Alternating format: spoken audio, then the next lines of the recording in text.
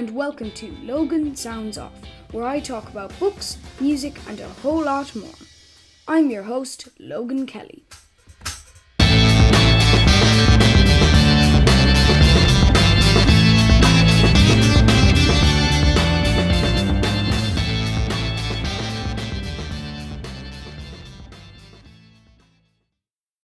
Hello everybody and welcome back to Logan Sounds Off.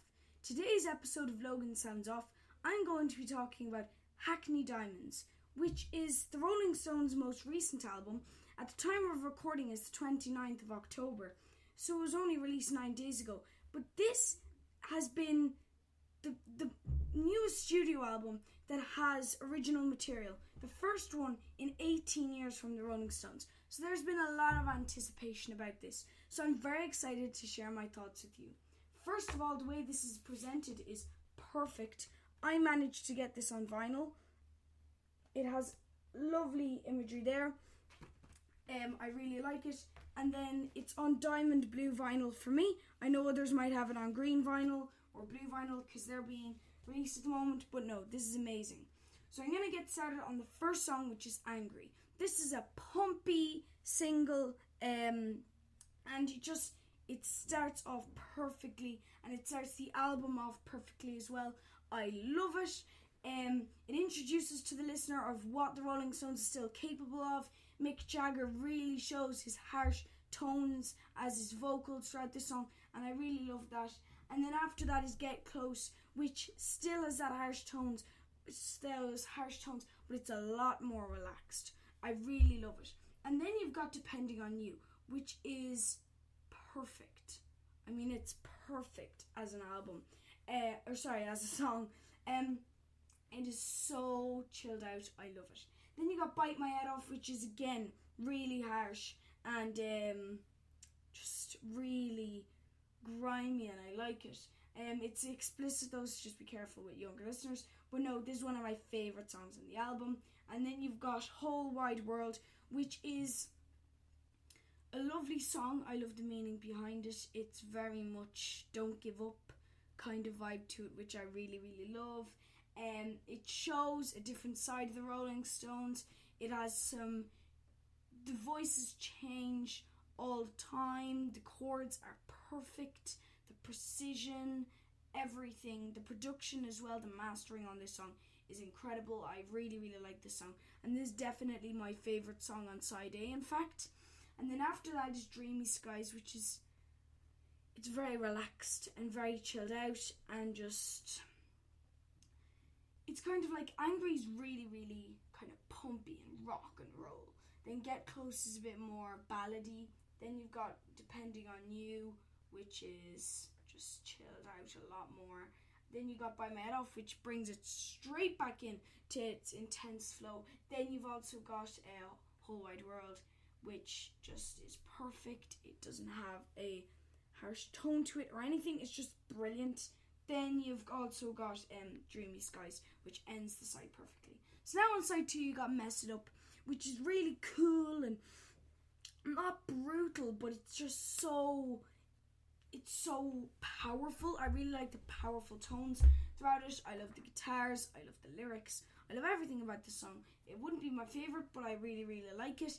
And it moves smoothly into the next couple of songs. It starts off this side perfectly because I feel like Dreamy Skies ended off side A pretty kind of chilled out, whereas side B is a lot more, there's a lot more of a pumpier feeling to it, which I quite like. And I know I'm saying the word pumpy a lot because that's the only word I can describe it. It's just perfect.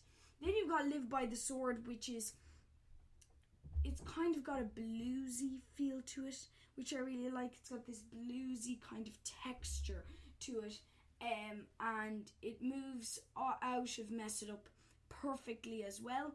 They both link incredibly well together, which is quite hard for an album to do because the thing is, I don't understand shuffle play for the reason, unless it's playlist or with a mixtape or a CD or something, you never put on shuffle play.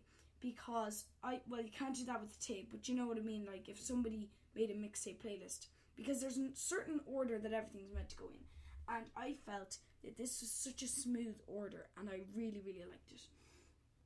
Then you've got Driving Me Too Hard, which is a perfect, really relaxing song that brings, but it's kind of like, with the song, it's kind of, you're fishing out and then you're reeling it back in. You're fishing out and then you're reeling it back in. I love this, but it is a bit hard to keep listening to after a while because of the way it bounces between such genres, but I quite like it. But Driving Me Too Hard smoothly then goes into Tell Me Straight, which I love. This is a beautiful track. I'm gonna start talking about this because, let's say I'm singing a song that the listener's hearing, where with this, I don't think the singer was connected to the listener, which I think is good, but you'll hear why I think so. Because this particular singer was singing to somebody else. Somebody distant.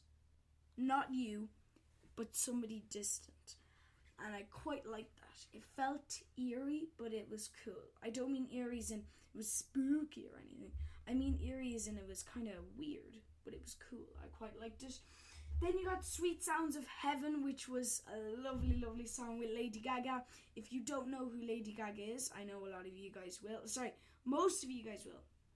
And if there's anyone who doesn't know, start off with the Star Is Born soundtrack. It is beautiful. I really love Sweet Sounds of Heaven. Actually, you can check on the Rolling Stones social media. There are videos of Lady Gaga and the Rolling Stones performing live. So they're already doing stuff. And then Rolling Stone Blues ends off the album perfectly with its nice kind of bluesy, gritty texture. Now, I would love to see another album from the Rolling Stones. I know it might not happen. This could be a final thing. If it is final, if they've said, like, this is the final album, I'm sorry I haven't seen it, but please let me know if that's the case. But I would love to see it. Now, my last thing is what do I rate this? I rate this a solid 5 stars because it is a beautiful, beautiful album. And I can't wait to see more. For the production, chords, tone, mastering, people on this album. The collaborations, like Stevie Wonder was on this, Lady Gaga, Paul McCartney, Elton John. They got so many people in there, and there was such a dedication to their fans. And it just all added up to me giving it a 5 star. This was produced by Andrew Watt, and it was dedicated with love to Charlie Watts. And this is just solid 5 star. Done by Polydor and also Rolling Stone Records, and then also Interscope is Lady Gaga, and then Elton John is Mercury Records. Just sorry, I was leaning over looking at it there. Thank you for listening. I hope you enjoyed listening to this episode of Logan Sounds Off. You can follow me on X, Facebook and Instagram at Logan Sounds Off.